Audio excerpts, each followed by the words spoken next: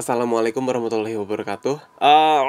Sebelumnya tolong dimaklumi kalau suara gue kayak gini. Gue lagi flu, walaupun kondisi gue sekarang sedang tidak fit. Welcome to my Q&A.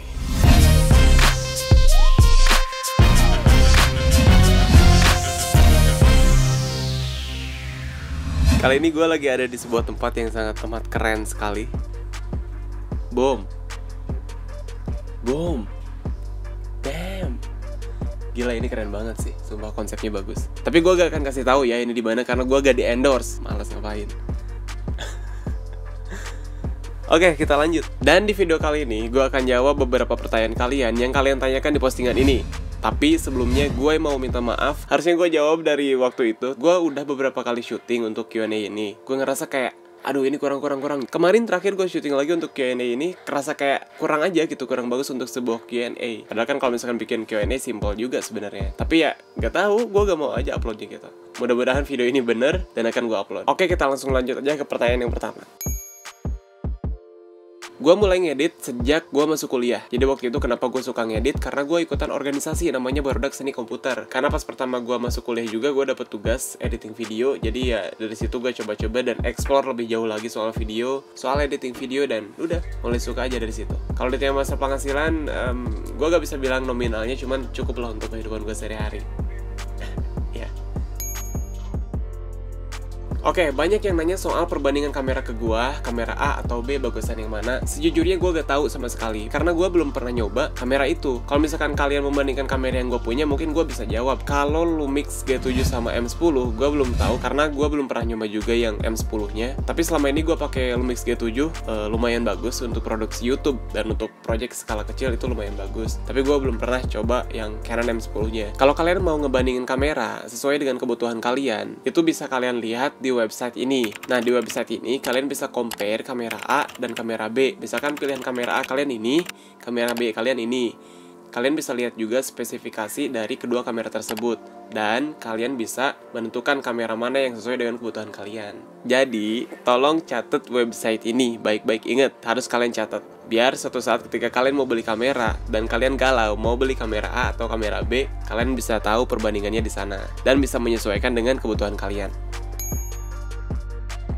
Inspirasi yang gue dapet itu biasanya dari mana aja sebenarnya. Cuman kalau misalkan untuk video, kebanyakan itu dari film. Kalau di Indonesia, gue banyak terinspirasi sama Chandra Liau. Dari cara pengambilan gambar, dari teknik lightingnya, gue suka banget dan gue terinspirasi dari sana. Video-video web series juga di YouTube bagus, hasil karya Yandi Lawrence, sutradaranya, atau Angga Dwi Masa Songko, itu hasilnya keren banget. Itu juga salah satu video yang menginspirasi gue gitu. Tapi sebenarnya kalau inspirasi bisa gue dapetin di mana aja. Kayak misalkan di tempat ini, gue dapet inspirasi baru. Ngobrol sama orang, itu pun bisa jadi inspirasi gitu buat gue.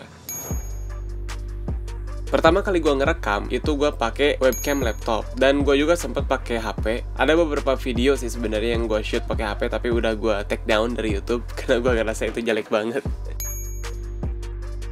Apa nih, ini kerjasamanya kayak gimana nih? Kalau misalkan cuman kerjasama sebatas freelance atau misalkan cabutan, lo bantuin gue dong, lo jadi videografernya. Kalau menurut gue itu gak masalah. Tapi kalau misalkan lo punya tim, anggaplah lo punya perusahaan yang startup dan lo mempunyai tim. Tapi ketika ada pekerjaan, salah satu dari tim lo itu gak peduli sama timnya, kerjaan sendiri misalkan. Agar tidak terjadi seperti itu, lo harus komitmen dulu dari awal. Komitmen dari awal gimana nih kalau misalkan nanti ada hal yang mungkin terjadi, ya seperti kasus lo itu. Lo harus bicarakan dari awal, komitmennya kayak gimana, solusinya kayak gimana, itu harus dibicarain dari awal. Kalau misalkan udah dibicarain dari awal, tapi ternyata di tengah-tengah terjadi kasus seperti ini, itu wajib lo tegur. Lo harus diskusi secara bareng-bareng sama tim lo, kenapa ngelakuin itu. Karena kan dari awal komitmennya nggak begini gitu loh. Jadi harusnya dibicarakan terlebih dahulu sebelum ngambil keputusan selanjutnya. Jadi kalau misalkan bicara masalah tim, lo gak bisa ngambil keputusan sendiri. Lo harus diskusi sama tim, obrolin baik-baik, cari solusinya bersama.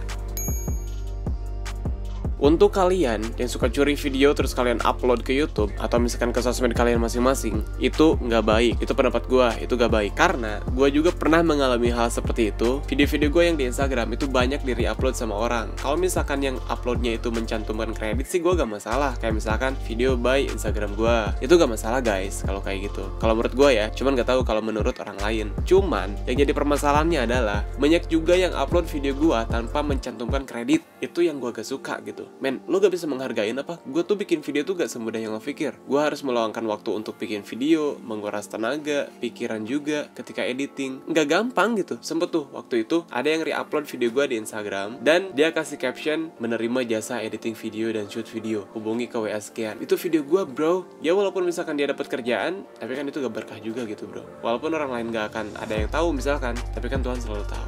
Gitu coy. Seberapa pentingkah menurut gua? Jadi gua akan jawab sesuai dengan versi gua. Kalau menurut gua, YouTube itu penting karena YouTube bisa menyalurkan hobi-hobi gua, dan YouTube pun adalah tempat untuk menyalurkan idealisme gua. Dan kedepannya gua pengen bikin konten-konten yang menginspirasi banyak orang, entah apapun itu. Menurut gua netizen sekarang itu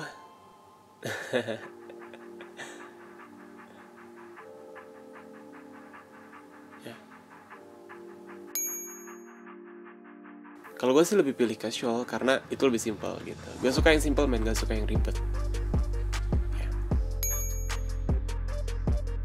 Oke. Pilih YouTube atau project-project kerja yang sekarang. Kalau untuk sekarang, gue lebih memprioritaskan pekerjaan gue. Gak tahu kalau nanti, atau besok, atau lusa mungkin. I don't know. Oke. Kalau menurut gue, lebih baik high quality content, tapi viewersnya dikit. Gue juga gak menyalahkan orang yang seperti itu, enggak sama sekali gitu. Cuman kalau gue pribadi, gue sekarang masih menerapkan itu ke gue gitu. Kalau orang lain mau melakukan itu ya terserah, itu kan hak mereka juga. Kalau gue ya, untuk sekarang, belum. Gak tahu kalau nanti, kan bisa aja gitu.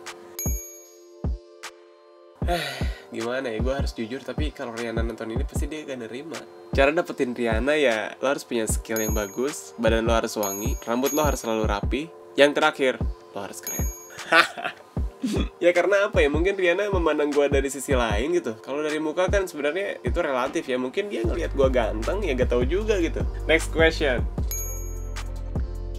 Jadi kalau yang gue lakuin adalah, gue harus punya target. Misalkan minggu ini gue harus bikin video A. Dari target tersebut, itu akan men-trigger gue untuk tetap memaksakan gue harus mood. Ya mau gak mau gue harus mood, karena gue udah punya target, harus upload minggu ini misalkan. Next question.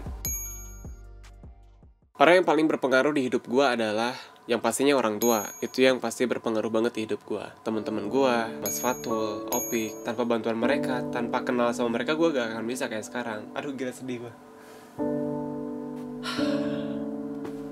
Banyak orang yang sangat berpengaruh dalam hidup gue gitu, kayak teman-teman gue pas kuliah yang minjemin kameranya ke gue, padahal waktu itu gue belum punya apa-apa. Teman-teman kuliah gue pas pertama kali gue bikin video, Franz, Aris, Giats, karena mereka juga gue bisa kayak gini. Teman-teman organisasi juga di kampus gue, itu juga orang-orang yang sangat berpengaruh buat gue.